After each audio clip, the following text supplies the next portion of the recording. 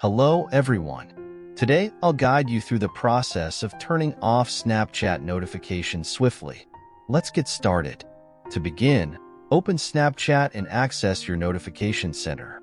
Tap on the settings icon located at the top right corner of the screen.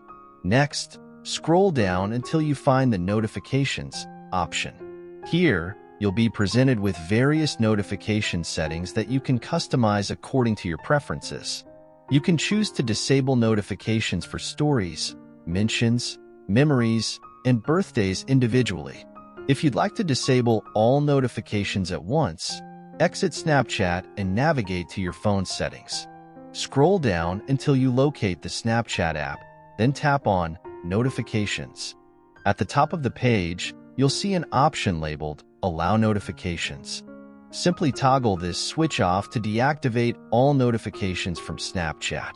That's all there is to it. Should you wish to re-enable notifications in the future, just toggle the switch back on. If you have any questions, feel free to ask in the comments section below. And don't forget to like and subscribe for more helpful tips. Thank you for tuning in. Goodbye.